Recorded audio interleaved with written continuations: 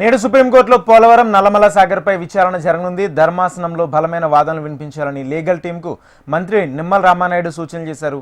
కేసుకు సంబంధించి రికార్డులను లీగల్ టీంకు అందించాలని ఇరిగేషన్ ఉన్నతాధికారులను ఆదేశించారు.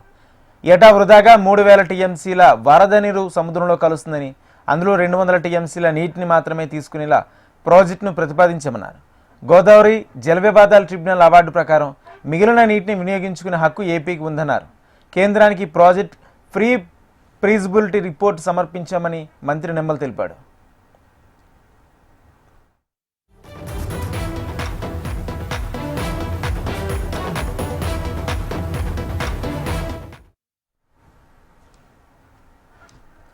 ఏపీ సీఎం చంద్రబాబు అధికారులతో సమీక్ష సమావేశం నిర్వహించనున్నారు. సుప్రీంకోర్టులో పోలవరం నల్లమల సాగర్ విచారణ అంశాలపై సంబంధించి పూర్తి అప్డేట్స్ మా ప్రతినిధి హరికృష్ణ అందిస్తారు.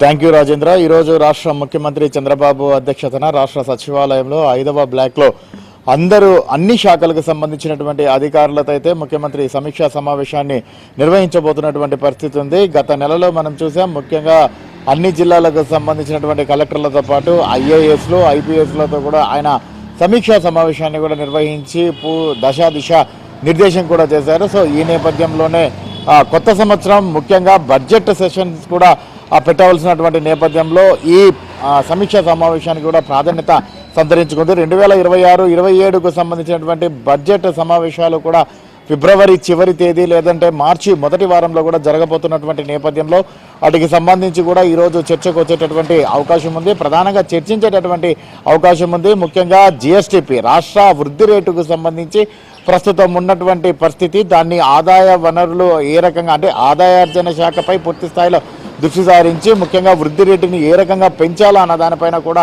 ఈరోజు సమీక్షా సమావేశం నిర్వహించబోతున్నారు. ముఖ్యంగా విజన్ 2047కు సంబంధించి ముఖ్యమంత్రి ఏదైతే కలలు కంటున్నారో దానికి అమలు చేసే దిశగా కూడా ఈరోజు ఈ సమీక్షా సమావేశాల్లో చర్చించబోతున్నారు. అలాగే 10 సూత్రాలకు సంబంధించి కూడా పూర్తి స్థాయిలో చర్చించవన్నట్టు అవకాశం కూడా లేకపోలేదు. దీనికి సంబంధించి అన్ని శాఖల ఎవరైతే అధికారులు ఉన్నారో అలాగే సిబ్బంది ఉన్నారో దానికి హాజరు కాబోతున్నారు.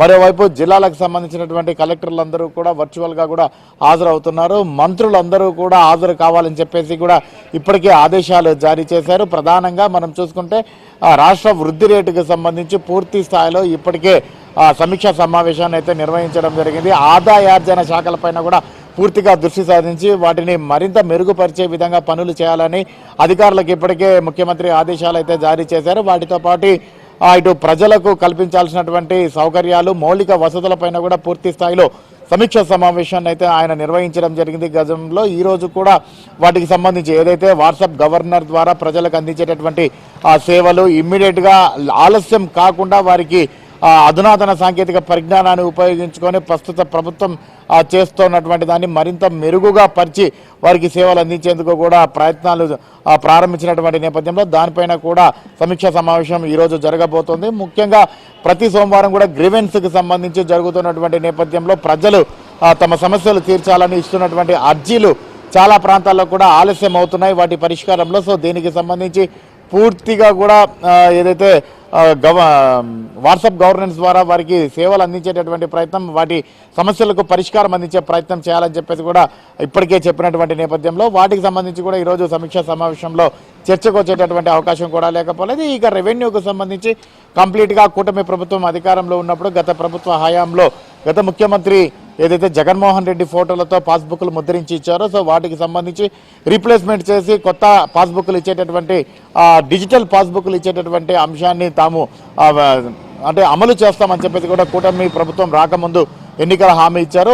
ప్రభుత్వం అధికారంలోకి వచ్చిన తర్వాత దాన్ని పూర్తిగా కూడా స్ట్రీమ్లైన్ చేసి కంప్లీట్గా ఫైనల్ చేసి రైతులకు పాస్బుక్లో వీలైనంత త్వరగా అందించాలని చెప్పేసి కూడా ఆ క్యాబినెట్లో కూడా తీర్మానం చేసినటువంటి నేపథ్యంలో దానికి సంబంధించి కూడా వాటి పరిస్థితి ఏ రకంగా ఉంది, ఎప్పటిలోపల కూడా రైతులకు ఈ పాస్బుక్లు అందుతాయి అన్న దానికి సంబంధించి కూడా రెవెన్యూ పైన ఈరోజు సమీక్ష సమావేశం అయితే చర్చకు రాబోతున్నటువంటి పరిస్థితి ఉంది. ఇక పోలవరానికి సంబంధించి పోలవరం టు నల్లమల సాగర్కి సంబంధించి ఈరోజు సుప్రీంకోర్టులో వాయిదా ఉన్నటువంటి నేపథ్యంలో పూర్తిగా కూడా ప్రభుత్వం తరఫున బలమైన వాదనలు వినిపించాలని చెప్పేసి ఇప్పటికే నీటిపారుదల శాఖ మంత్రి నిమ్మల రామానాయుడు ఆధ్వర్యంలో నిన్న ఇరిగేషన్కి సంబంధించినటువంటి ప్రిన్సిపల్ సెక్రటరీ ఎవరైతే సాయి ప్రసాద్ అలాగే ఈఎన్సీ నారాయణ వీళ్ళందరూ ఉన్నారో సో వాళ్ళందరికి సంబంధించినటువంటి అధికారులతో అయితే ఆన్లైన్లో వర్చువల్గా అలాగే సమీక్ష సమావేశాన్ని కూడా నిర్వహించడం జరిగింది. ప్రధానంగా ముఖ్యంగా పోలవరం నుంచి ఇటు నల్లమల సాగర్కి తీసుకువెళ్ళేటటువంటి వాటర్ అంతా కూడా కంప్లీట్గా సముద్రంలో కలిసిపోయేటటువంటి వాటరు ఇటు మహారాష్ట్ర, తెలంగాణ అలాగే ఆంధ్రప్రదేశ్ గోదావరికి సంబంధించి చివరి రాష్ట్రంగా ఆంధ్రప్రదేశ్ ఉంది. ఇక్కడ సముద్రంలో కలిసిపోతుంది. ప్రతి ఏడాది కూడా 3000 టీఎంసీల నీరన్నీ కూడా సముద్రంలో కలిసిపోతున్నటువంటి నేపథ్యంలో ఆ నీటిని ఒడిసిపట్టి కరువు పీడిత ప్రాంతమైనటువంటి కరువు కోరల్లో చిక్కుకున్నటువంటి రాయలసీమకు తరలించి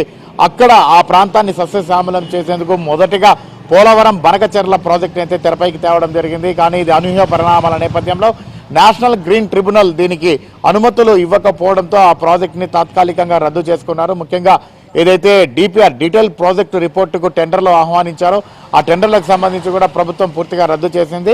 పోలవరం టు బనకచెర్లకు సంబంధించినటువంటి ప్రాజెక్టు ప్లేస్లో కొత్తగా పోలవరం టు నల్లమల సాగర్ని తెరపైకి తేవడం జరిగింది. గతంలో 83,000 కోట్లకు సంబంధించినటువంటి ఆ పోలవరం బనకచెర్లకు ఎస్టిమేషన్ వేసింది.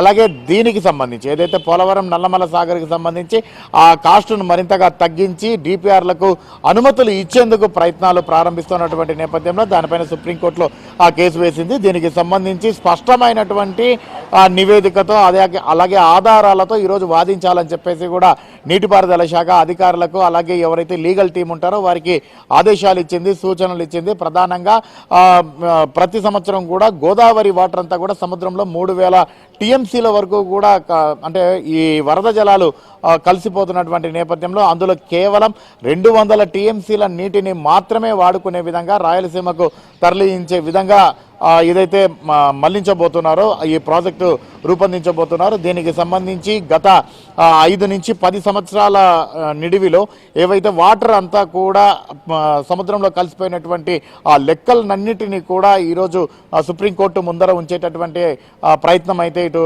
నీటిపారుదల శాఖ అధికారులతో పాటు లీగల్ టీం ఆంధ్రప్రదేశ్ సంబంధించినటువంటి లీగల్ టీం చేయబోతుంది. దీంట్లో బలమైన వాదన వినిపించి డిపిఆర్ డీటెయిల్ ప్రాజెక్టు రిపోర్టుకు ముందస్తుగా అనుమతిస్తే ఆ తర్వాత ఫీజిబిలిటీ రిపోర్టు కూడా కేంద్రానికి పంపిస్తాము. తద్వారా ఎవరికి ఎటువంటి ఇబ్బందులు లేకుండా తెలుగు రాష్ట్రాలు రెండు కూడా గోదావరి జలాలు అలాగే కృష్ణా జలాలు సముద్రం పాలయ్యేటువంటివి కూడా వాడుకోవడానికి అవకాశం ఉంటుందని చెప్పేసి కూడా ఈరోజు సుప్రీంకోర్టులో వాదించబోతున్నటువంటి నేపథ్యంలో తాజాగా ఈ అంశము తీవ్ర ప్రాధాన్యత సంతరించుకుందని మాత్రం చెప్పుకోక తప్పదు. ప్రధానంగా నల్లమల సాగర్కు సంబంధించి కంప్లీట్గా రాయలసీమ ఏదైతే కరువుతో అల్లాడిపోతుందో ఆ ప్రాంతానికి ఇక్కడి నుంచి లిఫ్ట్ ద్వారా నీటిని తీసుకువెళ్ళి ఆ ప్రాంతానికి కూడా సస్యశ్యామలం చేసేందుకు ప్రభుత్వం అడుగులు వేస్తున్నటువంటి నేపథ్యంలో ఇప్పటికే అనేక ఆటంకాలు అయితే ఎదురవుతున్నాయి. వీటన్నిటిని కూడా న్యాయపరమైనటువంటి ఈ చిక్కులన్నింటిని కూడా పరిష్కరించేందుకు అలాగే ఈ రోజు అయితే సుప్రీంకోర్టులో వాదనలు బలంగా వినిపించబోతున్నటువంటి నేపథ్యంలో కంప్లీట్గా కూడా నిమ్మల రామానాయుడు అలాగే